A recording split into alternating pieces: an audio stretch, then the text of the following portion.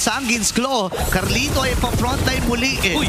Madali na inakuha na niya. Pero si Owe bata mag-inay sa target nila. Abot naman hindi na Airborne. Hindi. Napag-ignore spot si JP na naman ay namatay. Masyado ka malalim. Itong si Amon Jing. Airborne ay namatay. Same with Owe. Double kill na nakuha dito ni Demon Kite.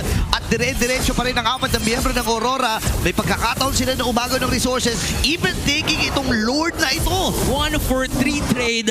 Partida sa may base pa yon ng Team Liquid PH. Nakita natin si Edward on how he's willing to give everything para lang mapatay si Oheb. Kailangan na kailangan ng ginagawa ni Edward eh, kasi siya yung pinaka-papasok, siya yung pinaka-mag-i-intro for Aurora. And pwede naman yung tech charge para gamitin as initiation for Aurora, pero mas gugustuhin nila yung value nun pag mas maraming tinamaan. And Edward will give a hard time para sa ibang members. Tulad ng nasabi natin, maganda yung ulti ng Obsidia sa Harith, pero kapag may Purify, hindi. Yun lang, no, yung pala yung naging counter doon. And handang-handa ang Aurora. Sa kung kumbaga pa, kung titignan mo at babalik mo yung drop,